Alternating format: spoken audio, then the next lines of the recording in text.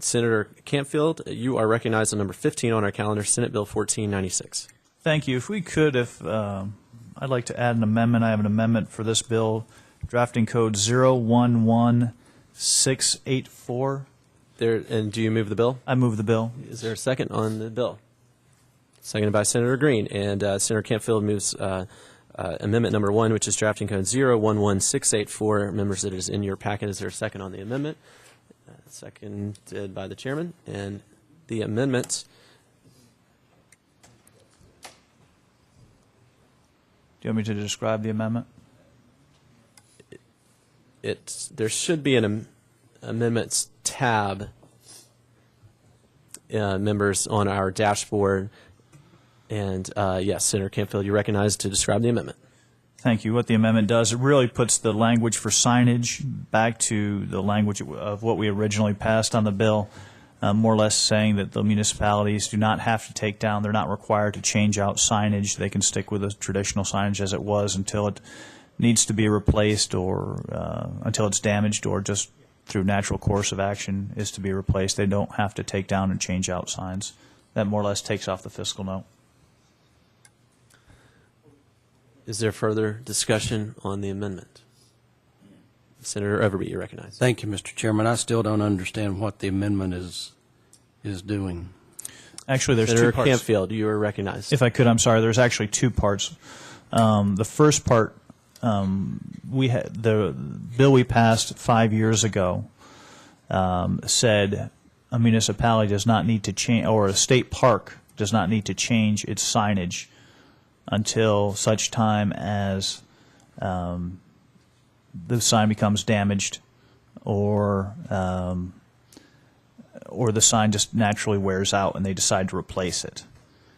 All this language does is say that same wording, where this legislation to pass, it does the same thing and says signs do not need to be replaced unless they are damaged or worn out. The second part of this legislation, or this amendment, takes schools, school activities out, as was in the original draft of the bill and we passed 5 years ago.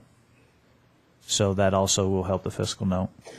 Was more or less making sure that language was put in, to going back to the way it was previous, the law we passed 5 years ago. Senator Overbey. So are you saying under this amendment, if a city park is posted no guns and your bill should pass and become law, the city can still keep the signs up that says no guns, even though guns are, is that what you're saying? Yes, that's similar to what we did when we passed for the parks, for the state parks. The cost was such that it was more or less they left up the signs. If the signs wore out, were damaged, then they could be changed. We're just sticking to that same language as to what we did for when we said people could carry guns in state parks. The signs are still there.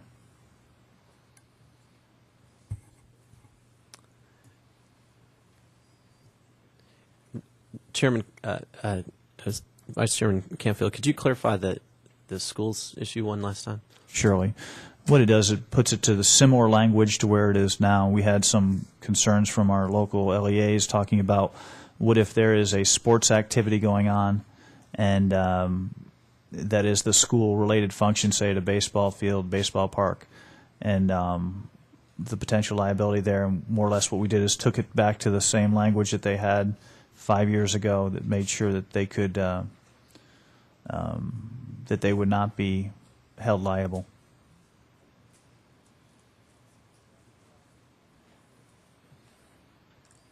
Chairman Bell. Thank you, Mr. Chairman. Mr. Chairman, my question is to the sponsor, is so I'm clear on the amendment, and the schools would not be held liable? Is that what you meant? Yes. Senator Campfield. Yes, it is. Thank you. Senator Overbey. Mr. Chairman, is that what the amendment says? Does the amendment say liability? Does it deal with the liability of the schools? It is my understanding that it does not. It's simply clarifying where you can and cannot carry.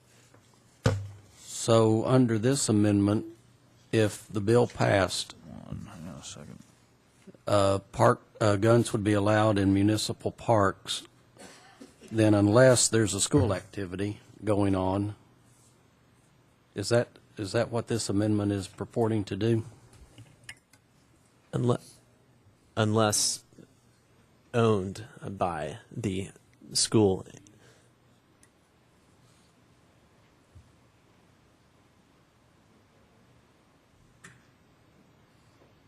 Is there objection to going into recess and hear from Mr. Tighe on this issue? Seeing none, we'll go into recess. Mr. Tighe, you're recognized.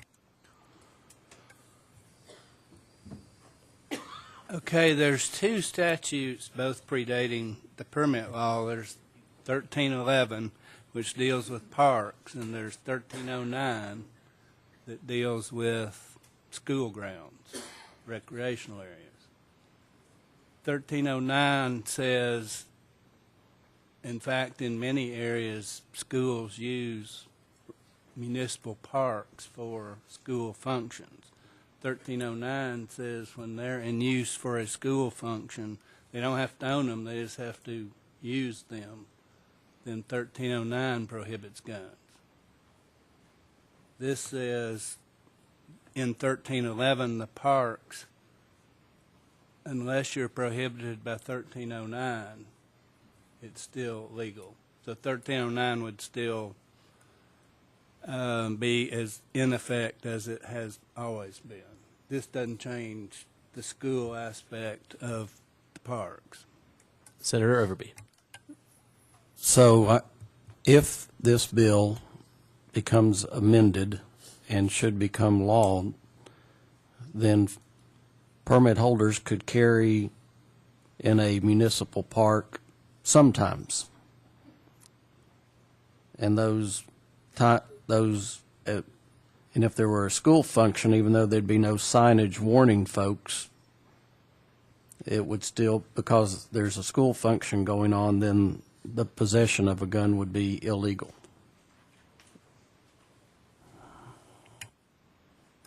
Yes, possibly, if they knew it was a municipal park to start with.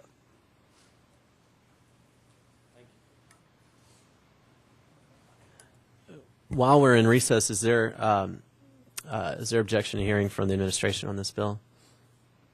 Okay. Seeing none, Mr. Arnold, would you like to come forward and give your thoughts on the bill and then the amendments, right here in front, if you would, and please make sure that the green light is on and state your name and record for the Mr. Chairman, while he's coming Yes. forward, I'd like to declare Rule 13. Okay, so noted. You're recognized, Mr. Arnold.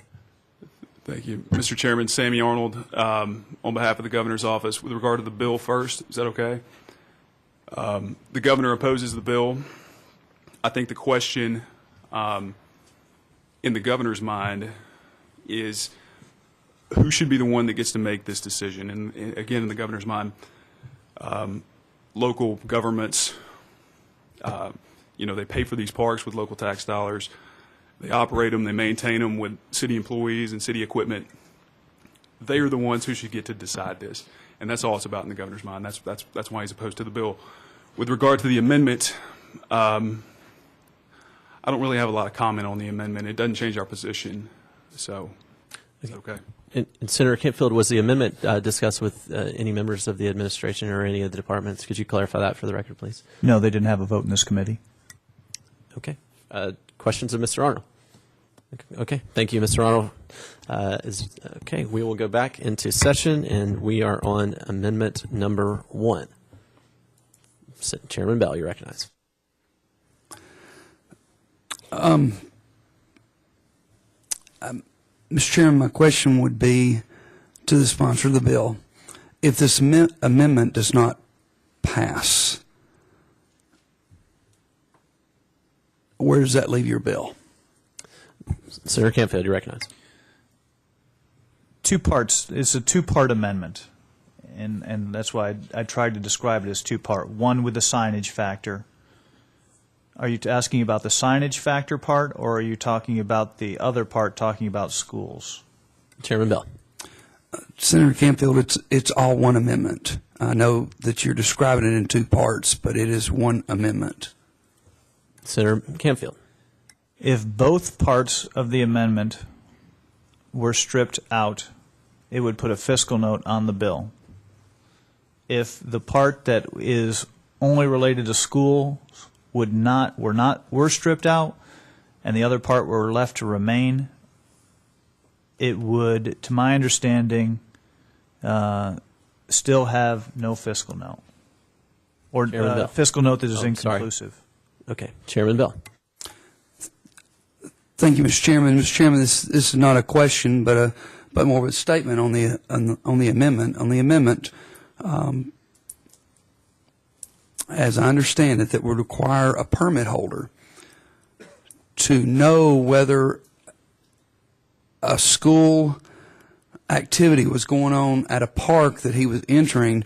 I believe it opens up that permit holder to exposure to a criminal act and possibly even liability. And I cannot support this amendment with that section in it. I can't support it because we will expose. We talk about part of the reasons that I understand this bill was brought was trying to remove the patchwork of laws from one end of the state to the other. Well, with this amendment on there, we're creating patches on the patchwork, and it's going to make it much harder for permit holders to know where and where they can't carry a gun. Senator Campfield. If Senator Bell would like to bring in a verbal amendment to Amendment 1 to strip off the part about schools, I would not be opposed to that motion. I'll just point out that this is in current law, the part about firearms not allowed on any public or private school campus grounds, recreational area, athletic field, or any other property owned, used, or operated by any board of education, school, college, or university board of trustees, regents, etc.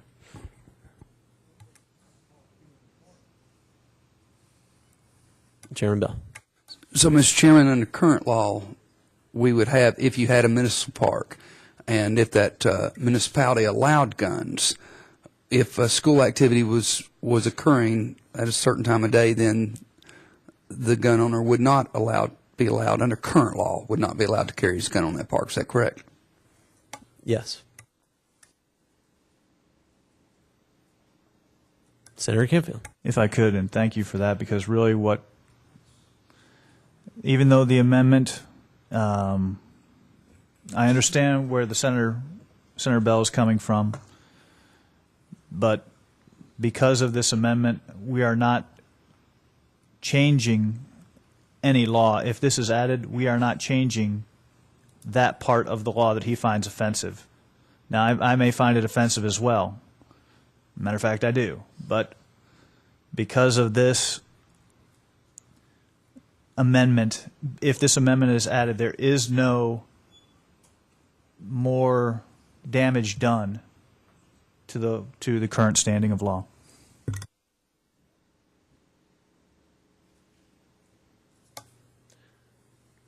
Senator Gardenhire.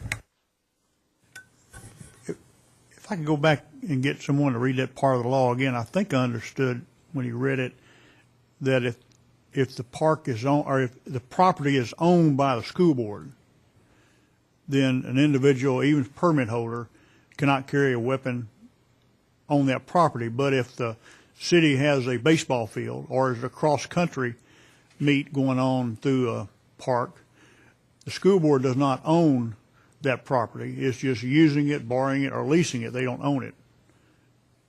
Am I right or wrong in what I heard? Is there objection to going into recess? Seeing none, we are in recess. Mr. Tighe, you're recognized on the question. Senator Gardenhire, I don't believe they have to own it. I'm reading from the code. It's an offense for any person to possess or carry openly concealed any firearm on any public or private school campus, grounds, recreation area, athletic field, or any other property owned, used, or operated by any board of education, school, college, public or private institution. Are there further questions of Mr. Tighe? Seeing none, we are back in session, and we are on amendment number 1. Is there discussion? Is there objection to the question? Seeing none, the question is put, and we'll do this on a voice vote. All those in favor of amendment number 1 signify by saying aye. Aye. All opposed, no. In the eyes of the chair, the ayes have it. The amendment is adopted. Further discussion of the bill. Senator Campfield. Thank you. If I could, I'd like to just make a couple points on the legislation itself now that it's been amended. And there are some concerns that people have expressed, and I'd like to at least lay them out there where I think, if that's all right with the chair. Thank you. What we have is a current patchwork of laws that I think are undefendable. It's very difficult for someone. It's literally laws change from not just city to city, but literally park to park, and in some situations, step to step. We have greenways that may go from a county that allows to a city that does not allow. Currently, there's no signage. They have no ability to know where a person has no real ability to say, you cannot read and conform to the current law because there is no signs that says you're okay here, but you're not okay there. There's no signage right now. So what we've done is set up something that's impossible. There's no due process for someone to be able to reasonably be able to hit the current standard we have. Also, Section 1 of our state constitution, this was a concern I had when we passed the bill 5 years ago. I didn't like the law, but 5 years ago we decided, well, we're going to allow some municipalities to make the decisions on our Second Amendment rights. Our Constitution says pretty clearly the legislature shall regulate the wearing of arms. It doesn't give us the authority to delegate that authority down to someone else to make that decision. It says we shall do that. It's constitutional that we should do that. We still delegated it. I question if that is a constitutional step. I've asked where there's people doing research on it now.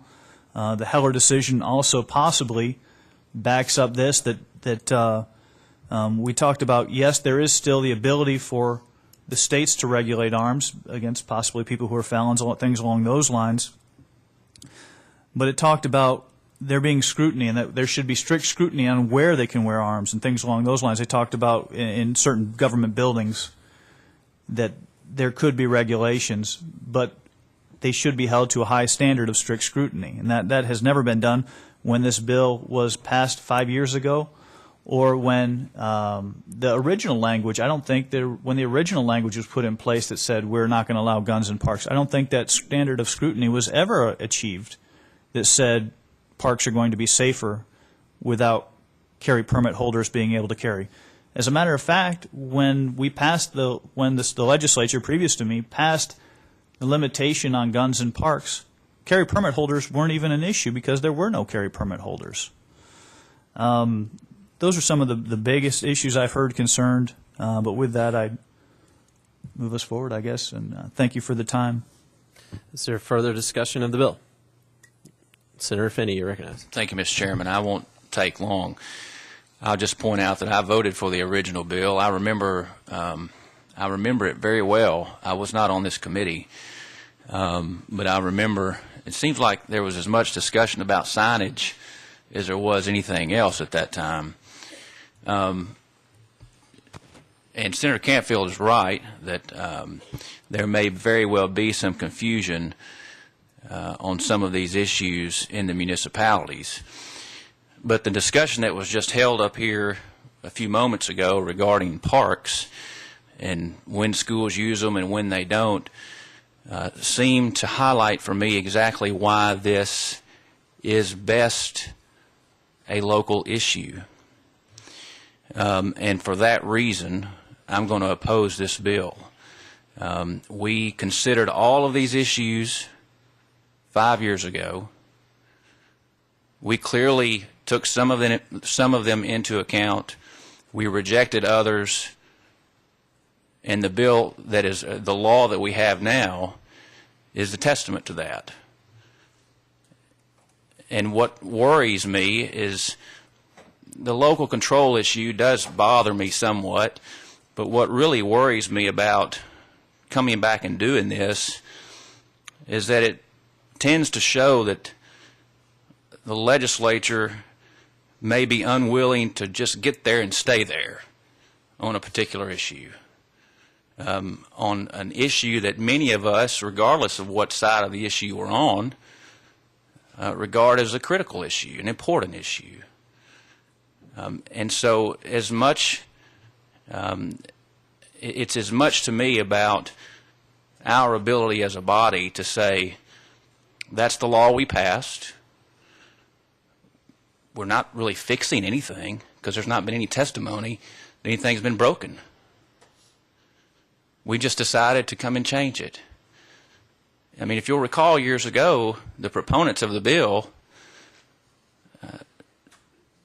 if I recall correctly, I believe I am right, the proponents of the bill made concessions, or at least thought they made concessions, when they allowed for local opt-out. Now, the cities may have felt differently, but the proponents of the bill at least felt like they had made concessions. And so we passed the bill based on that argument. And so while the issue of local control is always going to raise its head, and I'm sympathetic to it today, I'm really more concerned about the fact that we're revisiting all of these issues, all of these arguments, when nothing's really changed in the last 5 years. And so for that reason, Mr. Chairman, I'm going to be voting against the bill. Thank you. Senator Campfield and then Senator Green. Senator Campfield. Thank you. The right to carry is an individual right. It's not a collective right. It's not saying, I've always said the Constitution should be upheld at every level, not just being able to be struck down at the lowest level. I would not say that we should be able to strike down your First Amendment rights at the local level because the local government may decide, well, we don't like people having First Amendment rights. In that same argument, I wouldn't say that we should be able to, the local level should be able to decide they don't want Second Amendment rights. Then we're going to overturn the Constitution just because it's a local decision doesn't necessarily make it right. Constitutional rights are a higher standard. Now, if it was a legal argument and it was not upheld in the Constitution, you could make the argument saying, well, we should do this or we shouldn't do this. But the Constitution should reign supreme over everybody, not just at the highest levels, not at the medium levels, but all the way down the line. And they shouldn't be superseded just because the locals. Now, is this bill perfect? Is it everything I want? No, it's not. I mean, I'd go a lot more wide open if I could, but let's not make the enemy or the good the enemy of the perfect. We don't need to make every bill is not going to be perfect. And there are times that we've looked at in the past 5 years ago when we passed the legislation 5 years ago. Everybody said there's going to be blood in the streets, there's going to be shootouts in every park. It hasn't happened. Things have actually been better. But is that to say it's perfect? No. And to say that we don't need it, this is a useless, why are we doing this? What are we fixing? Well, there have been multiple rapes in our parks. And to say, well, if you don't like it, don't go. You don't want to defend yourself? If you think you should be defending yourself, no, don't go to the parks then. You shouldn't have the right to defend yourself. That's ridiculous. Somebody should be able to defend themselves from a potential negative situation no matter where they are. That's the whole one of the basic fundamentals of the Second Amendment. Thank you. Senator Green. Thank you, Mr. Chairman.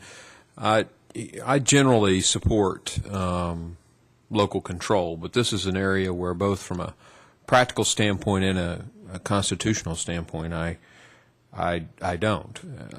Reciprocity issues between states is hard enough. You know, going from community to community, from county to county, and of course I'm looking at it at the 100,000-foot view and not specific to this bill exactly, but you know, with one county or city being able to say yes or no, Tennesseans move from county to city pretty freely, and we may or may not be carrying. Understanding what the laws are and aren't, and you're in another town, driving over to another town, discovering, oh my gosh, I've got my gun with me, but I've got to do something in this park because I'm supposed to be there, and oh wait, this park won't allow me in because I've got my gun in my car. I think from a practical standpoint, that just doesn't make sense. From a constitutional standpoint, I genuinely believe that all Tennesseans have a right to defend themselves. They have a right to carry a gun. And so I think that that the notion that local control is the best way to go is just flawed both from a practical standpoint and a constitutional standpoint. Senator Overbey. Thank you, Mr. Chairman, and to members of the committee. And this is a tough issue, and certainly I've appreciated all the emails, phone calls, and letters that have come in on both sides. It has been far from unanimous. From gun permit holders, it has not been unanimous. You would take it, though, from some of the comments that have been made that people should be allowed to carry anywhere and everywhere, but you can't carry in this building. It's posted. You can't carry in the Capitol. That's posted. So that in and of itself is a recognition that that there are limits that can be placed and properly placed. We just talked about schools. You can't carry on school grounds owned or operated by a school. And nobody's brought a bill to overturn that. Again, recognizing that there are constraints and limits that have legitimately been placed and can be placed. I agree with my colleague that the discussion on the amendment number 1 really highlighted the difficulty in trying to legislate this issue from afar. Senator Bell, I thought you made some poignant comments on that, and it's difficult because of all the local differences. To legislate this from afar, there are nuances. There are schools that use city parks. And I think we are making a patchwork on top of a patchwork and making it more difficult for people to know when and where they can carry. I've been on this Judiciary Committee. This is my 7th year. We've considered a lot of gun legislation. I think I have voted in favor of all the gun legislation that has been proposed. And I support the Second Amendment rights, but I think you can also draw a distinction here that I think local governments should be able to set their own rules for their parks without us telling them what to do. I think it's kind of interesting. We allow, if you own a bar or you own a food establishment that sells alcoholic beverages, as the code I think says, you can post and say no carry here. But now we want to dictate that a city can't have that same right to post on that city-owned property or county-owned property, but we will let a bar owner do that. I see this as federalism on a state scale. Many of us don't like the federal government dictating to the state what we must do. And so I look at this as federalism on a state scale, so to speak. The citizens we represent choose their own local elected officials. They elect their neighbors, friends, and relatives to keep them and to make decisions to keep their homes safe and secure, just like they elect us. And I think we can trust local officials to make the right decisions. Some have allowed it, given local circumstances. Some have not allowed it. City of Bristol, I think, I'm speaking correctly, initially allowed it and reversed itself. Responding to local situations. And so I don't believe that, again, based on just the discussion at this desk today, it has underscored the difficulty in trying to legislate for the whole state on this issue from Nashville. I think as state legislators, we should allow local governments to establish and enforce their own rules with regard to their city, their municipal and locally owned parks. Thank you, Mr. Chairman, for the opportunity to make that statement. Thank you. Is there further discussion? Senator Campfield, you recognize. I will just reiterate the couple points there. One, we talk about who owns the parks. It's the people that own the parks, not the governments. The people own the parks. We talk about legislating from the federal level down at the state level, and we don't like the federal government intruding on our rights. But when they're constitutional rights, it's a whole other story. If the state legislature said we're going to ban the First Amendment in Tennessee, I would hope the federal government would come in and say, no, you can't ban the First Amendment in Tennessee. The same with the Second Amendment. If they said, hey, if the state said, well, it's states' rights and we should be able to ban the Second Amendment. No, we should not be able to ban the Second Amendment. We should not be. So to say we're going to, that this is federalism, well, on constitutional issues, I believe in that. That's what we should be held to. That is the standard. It is not the locals. The first Part 1 of the state constitution says the legislature shall decide on the wearing of it, not the locals. We don't delegate that authority. It's in our Constitution, and if you uphold the Constitution, as we all have sworn an oath to do, you should be saying that we should decide that. And if we decided to supersede constitutional rights, God-given rights that are upheld or protected in the Constitution, I would hope the higher level would stand against that. Thank you. Further discussion? Is there objection to the question? Seeing none, the question is put. And the motion is to the Calendar Committee on Senate Bill 1496. Mr. Secretary, please call the roll. Senator Bell. Votes aye, Senator Campfield. Votes aye, Senator Finney. Votes no, Senator Ford. Senator Gardenhire. Votes aye, Senator Green. Votes aye, Senator Overbey. Votes no, Senator Stevens. Votes aye, Chairman Kelsey. Votes aye. Mr. Chairman, we have 6 ayes, 2 noes. 6 ayes, 2 noes. The motion carries. The bill is to the Calendar Committee. Is there further business to come before the committee? Okay. Motion to adjourn, and we are adjourned.